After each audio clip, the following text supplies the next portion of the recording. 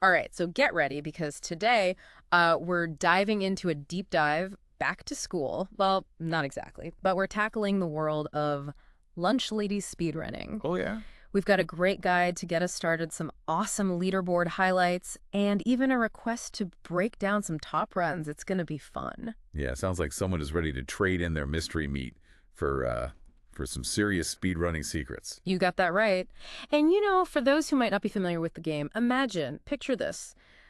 A school, right? But the lunch lady, she's the one you got to watch out for. She's the monster. Hmm. And you're just trying to collect those missing homework pages.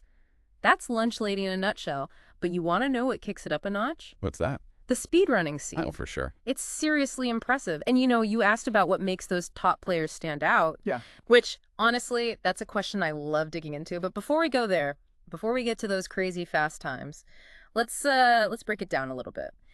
Let's talk about the basics of lunch lady speedrunning. Okay. Like what actually makes someone a legend in this game? We see it's a bit more than just outrunning the lunch lady. Yeah. It's deeper than that.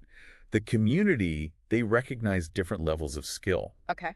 So you've got your solo runs, right? Right. Then you step up to duos, trios, even teams of 4 players. Wow. Okay. Yeah. And then there are the specialists.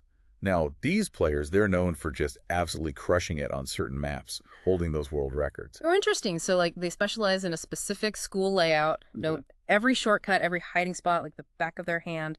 Precisely. They've mastered a particular school. But the real titans, the ones everyone looks up to, they're called sweepers. Sweepers. Okay, that sounds kind of ominous, not gonna lie. What makes a sweeper so special? So a sweeper, right? They don't just dominate one map, they dominate all of them Oh, wow. at the same time. Doesn't matter if it's solo, duo, trio, full squad, they're holding those world records. That's intense. Yeah, talk about being a cafeteria champion, right? For real. And get this, there are even different ways to like approach a speed run. Oh, really? You mean like different categories or something? Yeah, exactly. You got it. Yeah. So there are normal runs, which is, pretty straightforward. You just got to Okay. finish the game as crazy fast as you can. But then you've got time barrier runs, and that's where things get really, really interesting. Okay, time barrier runs. That sounds kind of hardcore, I'm not gonna lie. Yeah, they're designed to really test a player's skill against some crazy tight deadlines. Yeah. Think of it like a ticking time bomb in the cafeteria. Oh, man. Each map has its own time barrier, so it's the ultimate test of like route optimization and precision. Diving into this whole world of lunch lady speedrunning, it's Yeah. really been eye-opening. Yeah. We're not messing around here. This is serious business. Oh, absolutely. You sent over this incredible document, the complete guide to lunch lady speedrunning. Yeah. And it's packed with techniques, strategies. Yeah. It's like the speedrunner's Bible, It's amazing, isn't it? Like the dedication this community has It's incredible. to put that together. They've really thought of everything. Like Yeah. you go from the basics Yeah. all the way to like these crazy advanced maneuvers. Oh, for sure. And speaking of advanced, there's this whole section on using gamma settings Right? to get a competitive edge. Right. And I gotta be honest, that one really threw me for a loop. Like, Yeah. how does making the game brighter Yeah. actually help you run faster? It doesn't make sense. It seems counterintuitive, right? Yeah. But think about it this way. Okay. By cranking up that gamma, Yeah. right? Players can actually see like crucial items, Oh. pages, keys, things like that from way farther away. So it's like having like enhanced vision in the cafeteria. It's like they're cheating, but they're not. Exactly. They can plan their movements. They know what's coming. It's all about efficiency. So smart. And then there's these things called macros for resetting. Right. Is that like a speedrunner's secret weapon or something? It's not really a secret weapon, but Yeah. it's definitely a game changer because Right. speedrunning, it's all about efficiency, Yeah. right? Every second counts. Oh, yeah. And instead of having to like manually restart after messing up a run, Right. macros let players instantly reset with just boom, like a single button press. Wow. Sounds like a small thing, Yeah. but those seconds add up. Oh, absolutely. When you're talking about those record-breaking times, it's got to be like Totally. fractions of a second. It's insane. It's the difference between, first place and not even on the podium. Exactly. Now let's dive into some of the techniques that are outlined in this guide. Okay. Yeah. Head phasing, 90-degree turns. It's like we're learning a whole new language here, the Yeah. language of speedrunning. It's where it gets really interesting, wouldn't you say? Oh, absolutely. Like take head phasing, for example. Okay. This lets players like exploit the game's camera angles Oh, to see through walls. what? It's like having X-ray vision in the cafeteria. No way. They can scope out items without even setting foot in a room. That's incredible. So they're always like a step ahead. Always planning. Oh man. And what about those 90-degree turns? Because that sounds like some serious maneuvering going on. It's all about precision, right? You got to outsmart the lunch lady herself. So with the 90-degree turns, players use these like crazy precise movements Uh-huh. to like round corners at the exact same time as the lunch lady. Oh. So yeah. they just barely avoid a game over. It's like a perfectly choreographed dance, Exactly. except the dance partner is trying to get you. They're not very good dance partners, the lunch lady. Not at all. Not at all. And we can't forget about the island hop. Yes, the island hop. Island hop. Sounds kind of cute, but it's a technique that lets players reach areas you'd think are totally impossible. Oh, We're talking like a series of timed jumps, yeah. crouches, all perfectly timed to launch them to crazy heights. So they're basically like they've unlocked a secret level of the cafeteria. It's like finding a hidden warp zone, That's insane. To master all of these techniques, Yeah. it must take like an insane amount of practice. Oh, tons of dedication for sure. Yeah. And it brings us back to that question you had, right? Right. About the mindset of those top players. Yeah. It's more than just knowing the game inside and out. Okay. It's muscle memory, it's reaction time. Right. Like a deep understanding of how the game works at its core. Yeah. They're pushing the limits. It's like they're playing a whole different game Yeah, than most people are seeing. exactly. They're seeing possibilities most players wouldn't even dream of. That's wild. And you know what's even more impressive? What's that? The fact that they took the time to write it all down in this guide. Right. Right. It shows a real sense of community, Yeah. sharing that knowledge, that passion for the game.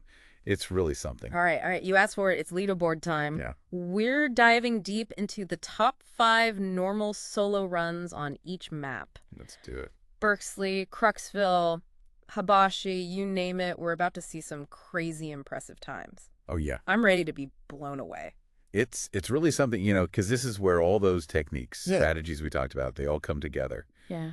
these times. Yeah. It's not just numbers on a screen. Right. They represent hours and hours of dedication, practice, Oh, yeah. optimization. Yeah. Really, really remarkable. It's true. It's easy to forget that when you just see like a list of names and numbers. Exactly. But those numbers represent so much work. Oh, so much. For example, let's take a look at Berksley. Okay. The top spot, a mind-blowing 2 minutes and 14 seconds. Wow. Held by Trickroom. That's fast. Can you even fathom navigating that map that quickly? It's on another level, It's insane. just to put it into perspective. Yeah. An average playthrough of Berksley. Right. For someone who, maybe they're not familiar with the layout or Or anything, they're just like picking it up for the first and time. that could easily take like 10, 15 minutes. Easily. Trick Room is like flying through that school. Like it's memorized. They probably have it memorized, honestly. They might, or they're using that gamma trick, so it's like they can see through walls anyway. Right. Like who knows what kind of advantages they've got going on. And looking at these leaderboards some more, I'm noticing Trick Room popping up quite a bit. Really? Yeah, it seems like they're not just a one-hit wonder on Berksley. They're holding some seriously competitive times on other maps as well. Wow. So they clearly have a mastery of the game as a whole. They've mastered the mechanics of the game. Yeah. Like to a T, it seems like. It really does. It makes you wonder, like, what's their secret? Right. Are they just like naturally gifted? Yeah, like were they born with like a keyboard in their hands? Right. Or is it like pure meticulous practice? Right. Dedication. Dedication. Hours upon It's hours. probably a bit of both, right? Yeah, I think so too. Like some people, they might be naturally good at like the spatial awareness part, Mm-hmm. the Mm-hmm. quick reflexes. Oh, yeah. But to be at the top, to reach the literal top of the leaderboard, that takes a deeper understanding. It's true. You know, it's knowing when to take a risk. Right. When to just go for it. Yeah, yeah, like how to manipulate the enemy patterns. Exactly. Finding those little milliseconds to shave off. It's incredible how they find those, like, you'd think every millisecond would be found. Right. But they always find more. It's optimization to the extreme. Absolutely. And honestly, like, that's what makes it so fascinating. You Yeah. know, it's not just going fast. It's the strategy, it's the precision. Oh yeah. It's really pushing the game to its absolute limit. Yeah, you're finding the limits of what's possible in the game's code almost. Exactly. And each entry on that leaderboard. Yeah. It's like a unique approach, a different way of conquering the game, you know. Right. Right. And what I think is so cool is that it's inspiring, you know? Yeah. To see players constantly like pushing those boundaries, finding new ways, new innovative ways. Yeah. To play these maps that we've been looking at. Yeah, You know, they're constantly finding new things. Absolutely. Even with this guide, even with this incredible guide that you sent over. Oh yeah, for sure. They're still finding new stuff. It's like they're rewriting the rule book in real time, you know. It's amazing. It really is. Well, as we wrap up our deep dive here into the world of lunch lady speedrunning, Yeah. it really does leave you thinking. It does. What kind of lunch lady player would you be? What kind of player are you? Would you be content just kind of like strolling through the hallways, Yeah. taking your time, collecting your pages, you know, or would you be tempted by the speedrunning life? Would you embrace that challenge? Mm-hmm. Push yourself to the limit? It's a good question, right? It really is. One we can all ponder, you know, next time we fire up lunch lady. Definitely. One thing's for sure. There's so much more to this game Oh, yeah. than meets the eye. Tons of depth. And who knows, maybe there's a future speedrunning legend out there listening right now. Maybe. You never know. That's all the time we have for today's deep dive. Until next time.